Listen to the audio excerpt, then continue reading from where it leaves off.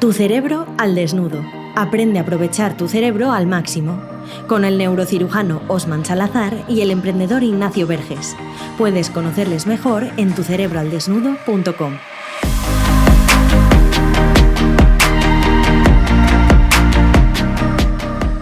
Te damos la bienvenida una semana más a este maravilloso podcast de Tu Cerebro al Desnudo, en el que estamos adentrándonos ahí en un viaje hacia nuestro cerebro para conocerlo mejor.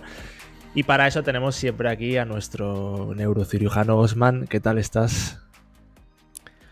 Muy bien, estoy bien. Hoy vamos a tratar un tema intenso, pero bien. Aquí avanzando con el proyecto, avanzando con lo que es más allá del podcast. Cada vez estamos dando pasos importantes y contento también con la nueva imagen que estamos creando. Así que, bueno, muy animado. ¿Y tú qué tal?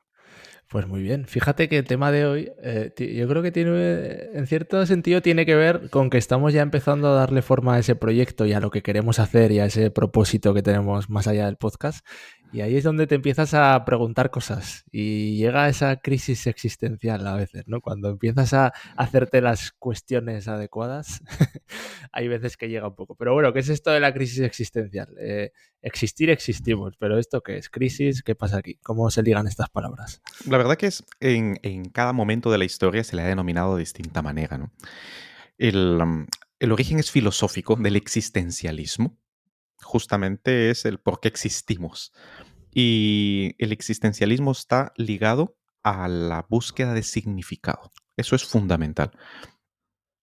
Y pues el ser humano, por definición, necesita encontrar un significado para lo que hace. Y porque ahora me refiero en la vida moderna y sobre todo en esta última década, cada vez es más difícil porque la crisis existencial tiene dos componentes, la identidad y el significado. No son sinónimos, pero están fuertemente relacionados. Y además se asocia a las distintas etapas de la vida.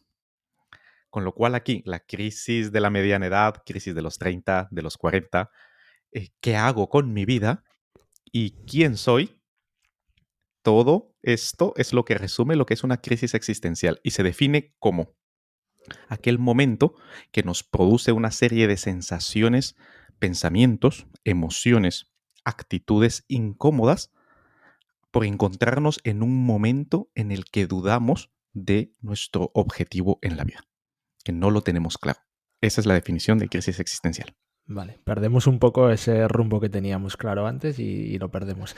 En el mundo te quiero preguntar, porque en el mundo del emprendimiento en el que yo estoy, pero supongo que también a lo mejor en otros sectores, se habla mucho del síndrome del impostor. A mí mismo me ha pasado muchas veces, ¿eh? Como hago tantas cosas, ha habido muchas veces en las que me cuesta definir qué soy. Yo tengo claro que soy diseñador de profesión, pero al final hago tantas cosas que a veces me preguntan, ¿pero yo qué soy realmente? Sí, vale, en diseño, pero tengo 1000 proyectos que no tienen que ver con diseño. Entonces yo un día llegué a la conclusión, y así me definí y así estoy a gusto y me sirve para todo, de que lo que soy es un creador, porque al final creo y ahí es donde me siento cómodo en la creación. Pero a veces tienes ese síndrome del impostor. Entonces, ¿qué papel juega dentro de la crisis existencial ese síndrome del impostor? Pues que el síndrome del impostor es una crisis de identidad, pero no existencial. Porque tú tienes claro que no quieres ser un empleado, no quieres ser un esclavo y quieres depender de ti mismo. Eso lo tienes clarísimo. ¿En qué etiqueta y en qué sector vas a poder desarrollar eso? Ahí está la crisis de identidad. Pero el significado, en tu caso, tu propósito vital, es clarísimo. El síndrome del impostor es una crisis de identidad, pero no es una crisis existencial. Lo que hace, por ejemplo, para las personas que han pasado por crisis de identidad sexual, por ejemplo, es una crisis de identidad que puede o no desencadenar una crisis existencial, pero per se no lo es, sigue siendo una crisis de identidad. La crisis existencial, para que lo sea como tal, debe de incluir la identidad por una parte y el significado vital por la otra. Las dos. Vale. Y aquí, respecto a esto, pensando, ¿no? ¿Qué papel juega la autoconfianza? Porque lo habla. Hace poco hicimos un capítulo de la autoconfianza, que ha gustado mucho, por cierto. Y claro, yo lo pienso, ¿no? Puede haber una persona que de repente tiende a no confiar en sí mismo, que se infravalora, que tal. Entonces puede ser que ese propósito existencial no lo termine de encontrar porque se crea inválido para alcanzar ciertas cosas, entonces automáticamente descarta. O sea, yo no puedo tener... Y no acaba de encontrar ese propósito de vida. Entonces, ¿la autoconfianza qué papel juega en esa crisis existencial?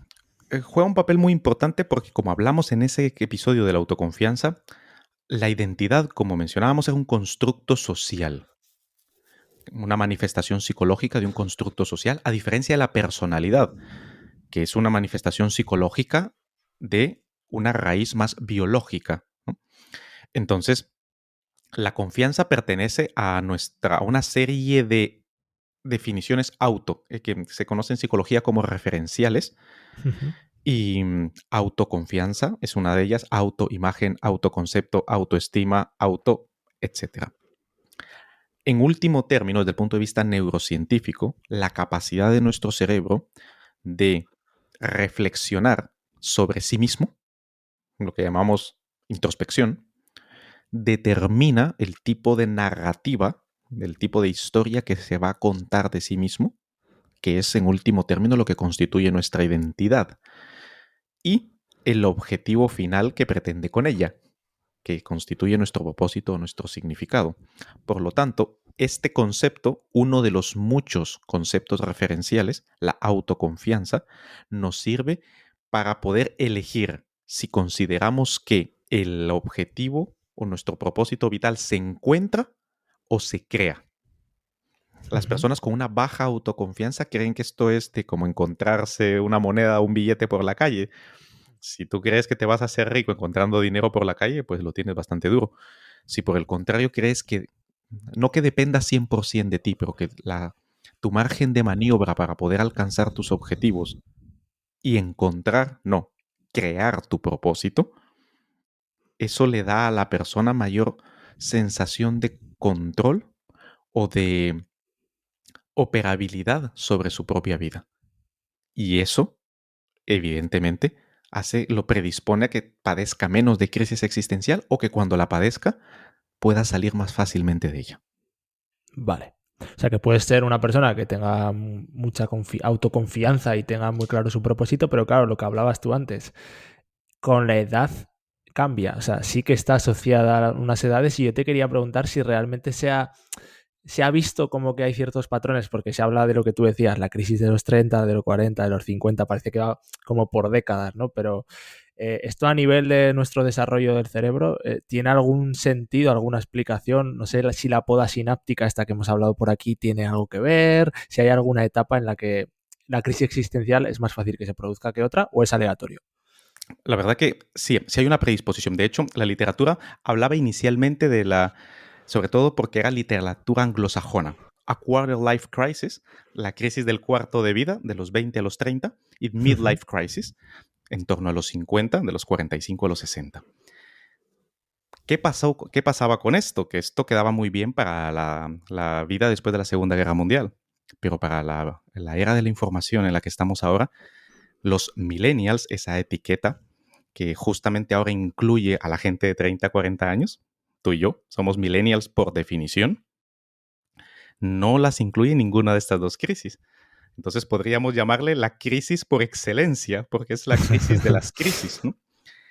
Y aquí viene un aspecto importante. Voy primero con del aspecto social y luego al aspecto biológico. ¿Por qué se producen la importancia que tienen estas crisis? Por ejemplo, las personas que tienen ahora el poder de decidir a nivel económico, a nivel político, la mayoría de jefes en casi todos los trabajos tienen de 50 a 60 años. Es decir, las personas que están en la crisis de la mediana vida están mandando a los que estamos en la crisis de los 30 a los 40 o a los que están en la crisis de los 20 a los 30. ¿Qué es lo que sucede? Que no son crisis iguales. Y aquí ahora voy a ir a la parte de las otras dos. Por ejemplo, de los 30 a los 40, la crisis de la mediana edad está en cuanto al legado que has hecho. Ya dices, bueno, ya tengo 50, 45, 60 años. ¿Qué he hecho? ¿Qué le voy a dejar yo a la vida? ¿No? ¿Qué es mi legado? Básicamente todo gira en torno a esto, muy orientada hacia el pasado. ¿Qué logré hacer de mi vida? Me voy al otro extremo. La crisis de los 20, esta del cuarto de la vida, es cómo aprovecho todo el potencial que tengo, cómo capitalizo todo lo que tengo por dar, ¿no? Está orientada hacia el futuro. Lo que hace tan famosa la crisis de los 30 a los 40 es que no todo el pescado está vendido, pero ya se ha vendido gran parte del menú. Entonces, estás a caballo entre que ya ha pasado tiempo, te arrepientes de muchas de las decisiones que has tomado en la vida, pero todavía queda cierto margen de maniobra. Y esto tiene que ver con áreas anatómicas del cerebro. Aquí es donde contesto tu pregunta. Y ahora sí voy desde el más joven al mayor. A nivel de los 20 años, te recuerdas que todavía no están los lóbulos frontales completamente mielinizados ni están completamente desarrollados, lo que quiere decir que nuestra capacidad de toma de decisiones le queda mucho por mejorar todavía. Nuestro comportamiento está más orientado y más impulsado por emociones, por aspectos que están más allá del pensamiento racional. Entonces es alguien que está saliendo de la adolescencia y tiene normalmente mucha ilusión, mucha fantasía, y que esto es al contrastar el mundo real con esas ilusiones, es lo que produce esa crisis. La crisis de los 30 a los 40. Aquí ya los lóbulos frontales están completamente desarrollados, ya hemos tomado decisiones en las cuales nuestra vida se ha orientado a determinada trayectoria, y es la crisis más famosa porque te das cuenta de que las decisiones que has tomado probablemente han sido equivocadas. Esas ilusiones, estas expectativas de la juventud no se han cumplido. No tienes el dinero que esperabas, no tienes el reconocimiento social que imaginabas, y en general ves que toda esa checklist que cuando tenías 20 años pensabas que tendrías con 35, con 40, no está. Y es la confrontación con la desilusión, la decepción de lo que no ha ocurrido y la responsabilidad de qué voy a hacer de cara al futuro. Y cuando se llega a la crisis de la mediana edad, es bueno, mucho margen para mejorar ya no hay, ¿eh? Es decir, cuando tienes 50, 55 años, gran parte del impacto que tendrás en la vida está hecho. Entonces, es reflexionar sobre qué ha sido mi vida para mí. Y la última, que se llama la crisis de la última parte de la vida, que es normal por allá de los 65, sobre todo es que empieza a verse más de cerca la muerte. Y prepara sobre todo la conexión con nuestra comunidad, con nuestros familiares, y en general es como una etapa de transición para aceptar el proceso de degeneración del cuerpo, enfermamos más, y el proceso de fin de la vida. Así que las crisis existenciales están fuertemente relacionadas con la biología de nuestros cerebros y con los hitos y con los roles sociales que el mundo económico ha establecido para nosotros. Momento de dar una pausa a tu cerebro para aprender mejor.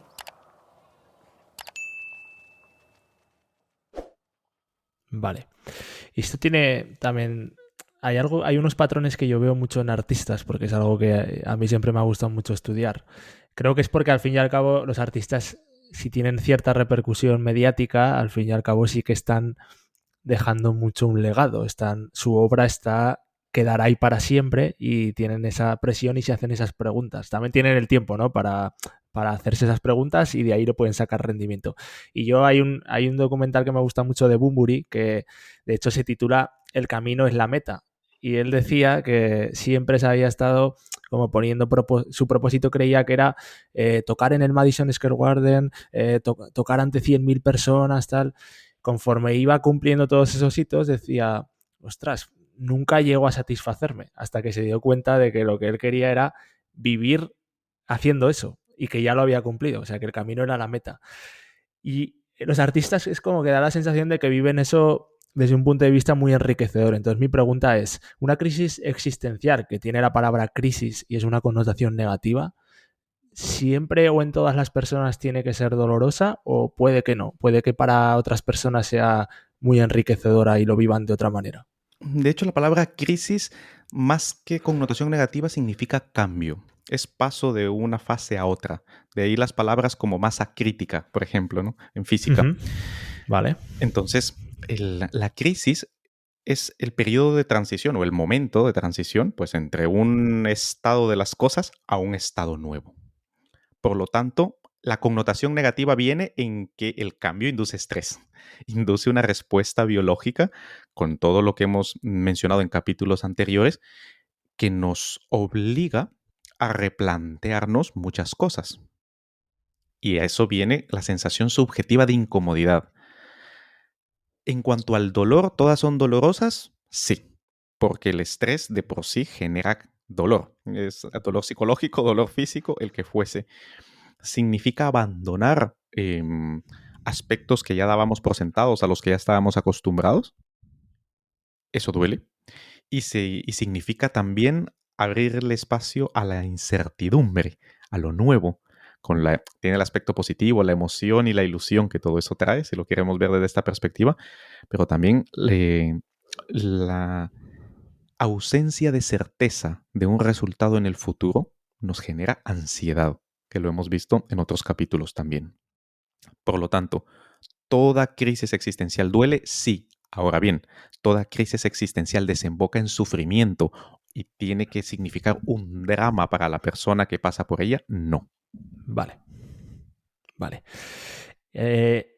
Penúltima cosa que te quiero preguntar antes de entrar a la puesta en práctica. Claro, antes hablábamos de que realmente va muy ligada a encontrar tu propósito. Pero puede haber personas que tengan dificultad precisamente para eso, para encontrar un propósito independientemente de la edad, ¿no? Que personas que de por sí siempre tienen dificultad para encontrar su propósito. ¿Puede acabar convirtiéndose esto en algo crónico y que ya no vaya tan ligado a esas etapas que hablábamos? Sí, aquí esta parte es fundamental entenderla y tenerla clara. El mundo no tiene propósito. O sea, las leyes de la física no tienen ningún propósito. La famosa frase que Dios está muerto y nosotros lo hemos asesinado, que dijo Nietzsche, en virtud que lo que sostenía el contrato social era una fe en un ser supremo. Todo esto actualmente tiene mucho menos prevalencia. La gente cree menos en que algo está por encima de él o de ella. ¿Esto qué significa? Que vivir en un mundo que se rige por las leyes de la física, que no tienen ningún propósito, y estamos acostumbrados socialmente a que todo tenga un objetivo, esa colisión de dos ideologías es lo que hace que una persona desarrolle una crisis existencial. Ahora bien, los propósitos no se encuentran, se eligen o se crean. Y esta parte también es fundamental. ¿De qué depende las personas que tienen mayor tendencia a ser proactivos? Empresarios, deportistas, esta gente que es muy proactiva va a crear su propósito. Las personas más pasivas pueden elegir,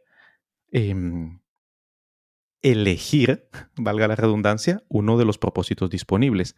Ahora bien, el pensar que esto se encuentra fortuitamente o de forma aleatoria, eso es una receta para el fracaso. Lo que mencionabas, que si esto puede convertirse en crónico, sí, hay cierto tipo de personas que están muy predispuestas a entrar en una crisis existencial y que problemas más leves, más pequeños, vamos a decirlo así, para estas personas supone un drama personal tan grande que hace que entren en crisis existenciales constantemente. O sea que sí hay cierto tipo de personas más predispuestas a padecerlos y puede convertirse en un rasgo de personalidad incluso, que su vida sea una crisis existencial permanente. Eso es, ahí quería llegar, porque sí que me da la sensación de que hay ciertas personas que tienen ese problema y claro, hay que afrontarlo también. Ya para acabar, ¿qué podemos hacer para superar una crisis existencial? ¿Hay que dejar pasar el tiempo o hay algo que podemos hacer? No, definitivamente dejar pasar el tiempo, esa es la peor forma de resolverla, porque no se va a resolver. Va a pasar la crisis, pero no se va a resolver. Ay. Entonces, importante identificar qué es lo que ocasiona la crisis y el momento vital en el que se está. Y aquí la edad sí es importante. Y la edad real. No la edad psicológica ni... Sí. Puedes tener mucha energía y muchas ganas de comerte el mundo, pero si tienes 55 años, pocas probabilidades tendrás de cambiarlo. Esa es la verdad. quizá lo que hay que cambiar sean tus expectativas respecto a lo que podías hacer y aceptar con orgullo y con dignidad lo que has logrado hacer, que muy probablemente la mayoría de ocasiones estará bien. Si te encuentras de los 20 a los 30, todo ese potencial que tienes, en efecto, es potencial, pero hay que convertirlo en algo real. Entonces, centrarse más en planificar, en orientarse hacia el futuro y en diseñar un sistema y un método para poder alcanzar esos objetivos, para que esas ilusiones aterrizarlas y alcanzarlas. La más difícil de todas, la de los 30 a los 40, porque incluye la mitad. Es justamente las dos, incluye dos cosas que van a dos zonas del cerebro, van a toda la corteza frontal, la parte racional, vamos a decirlo así, e incluye un manejo de las emociones brutal. Por una parte, reconocer que ya han pasado años, que no eres un adolescente y que muchas de las cosas que querías hacer no las vas a poder hacer y se acabó. Y eso requiere un encaje, una resiliencia emocional importante. Y por la otra, el partido no se ha terminado. Te quedan 10, 15 años en los que sí puedes cambiar tu vida y en las que tienes que planificar considerando que vives la consecuencia de las decisiones que has tomado antes. Entonces requiere también una planificación, pero una planificación bastante más limitada que hace 15 o 20 años. Así es como trabajando proactivamente en dónde se encuentra uno en la vida, es como se optimizan el resultado al resolverlas. Bueno, pues tampoco voy a añadir mucho más porque creo que como cierre del podcast esto ha quedado perfecto. Solo voy a hacer mi momento que me toca, que es decirte que te suscribas a esta newsletter de tucerebraldesnudo.com si todavía no lo has hecho, porque ahí estamos aportando muchas más cosas de mucho más valor y dando un paso más. Y nada, Osman, que gracias por este contenido, creo que va a ser muy útil para mucha gente y que a la semana que viene nos vemos con cosas más interesantes también. Muy bien, un saludo, Ignacio, y un saludo a todos. ¿Te ha gustado este podcast? Compártelo, igual puedes ayudar a alguien. Y para dar el siguiente paso, suscríbete a nuestra lista de correo en tucerebroaldesnudo.com. Recuerda, si no controlas tu cerebro, este te controla a ti.